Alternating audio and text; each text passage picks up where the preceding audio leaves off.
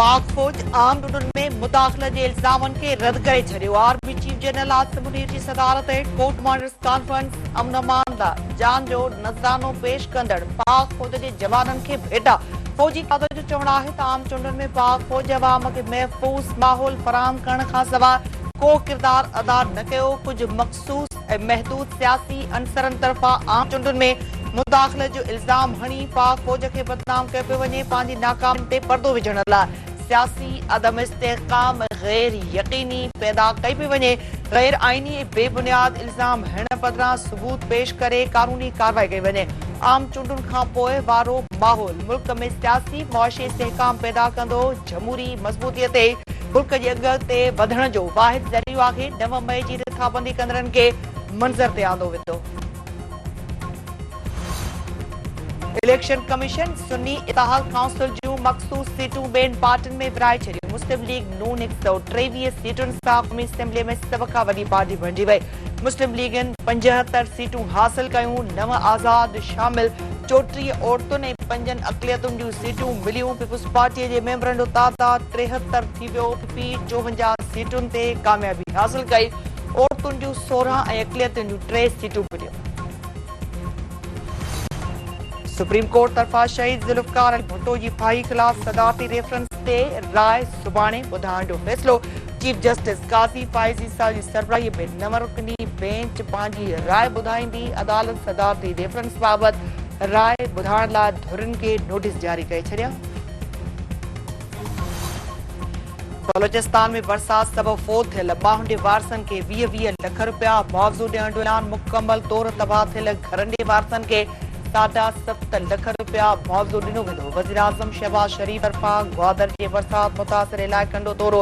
मवासिलाती निज़ाम जी बहाली मिल्कियतुनि खे नुक़सान बाबति तफ़सीली रिपोर्ट तलब। बरसाती बोर्ड मुतासिरनि जी मदद ऐं बहाली लाइ मज़बूत प्लान पेश करण जी हिदायत। संदसि चवणु आहे त बरसात मुतासिर माण्हुनि जी हर मुमकिन मदद कई वेंदी।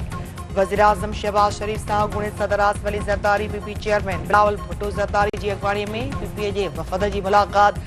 वज़ीर आज़म के उहिदो संभालण ते मुबारकबाद ऐं नेक ख़्वाहिशुनि जो इज़हार। अॻूणे सदर आसिफ अली ज़रदारी जो चवणु आहे त पीपी मुल्क जी मज़बूती तरक़ी ख़ुशहाली लाइ हुकूमत सां गॾु बीठल रहंदी। वज़ीर आज़म शहबाज शरीफ़ जो चवणु आहे त अल्लाह खे हिकु दफ़ो ॿीहर मुल्क जी ख़िदमत करण जो मौक़ो ॾिनो आहे। ख़ादिम पाकिस्तान जी चूंडनि लाइ ऐवान में पंहिंजी इतिहादी पार्टियुनि जो हू थोराए थो अॻे। अल्लाह जे करम ऐं पंहिंजी महिनत सां पाकिस्तान जी तरक़ी ऐं ख़ुशहाली लाइ ॾींहुं राति कमु करण लाइ पुरअज़म आहे।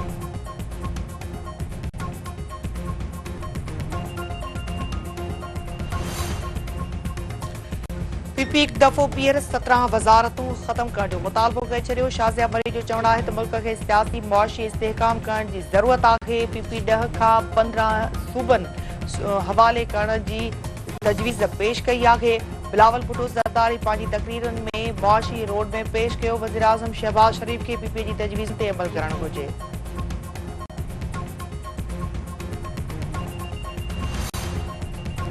सिंध जे वॾे वज़ीर सैयद मुराद अली शाह शागिर्द लारेब जे क़त्ल जो नोटिस वरितो। IG सिंध रिफ़त मुख़्तार खां रिपोर्ट तलब। वॾे वज़ीर सैयद मुराद अली शाह जो चवणु आहे त शागिर्द क़ीमती सरमायो आहिनि। क़त्ल जा वाक़िया बर्दाश्त जोगा न आहिनि। कराची में फुरलुट जे वधंदड़ वाक़िअनि ते गिणती आहे।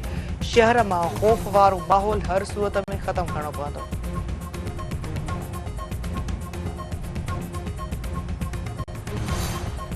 सिंध हाई कोर्ट तरफ़ां गुम थियल माण्हुनि जे केस में घरू सेक्रेटरी ज़ाती हैसियत में तलब। गुम थियल शहरनि जे ट्रेवल हिस्ट्री बि हासिल करे जमा कराइण जी हिदायत। गुम थियल शहरनि जूं तस्वीरूं प्रिंट इलेक्ट्रॉनिक मीडिया में शाया करण जो हुकुम। अदालत DIG खे बि गुम थियल माण्हुनि जी बाज़ियाबी में सहकार जी हिदायत करे छॾी।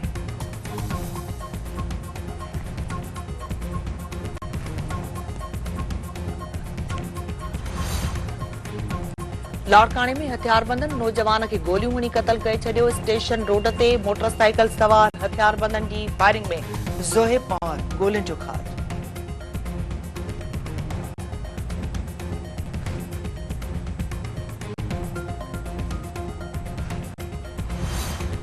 सिंध जे मुख़्तलिफ़ शहरनि में उर्डी जे मर्ज़ ते ज़ाब्तो न अची सघियो। पीर जो ॻोठ वेझो उर्डी विघे हिकु नींगर फोत थी वियो। ॻोठ मोहम्मद शरीफ़ जागीराणी में 7 वरहनि जे इमरान अली जागीराणी दमधणी हवाले कयो।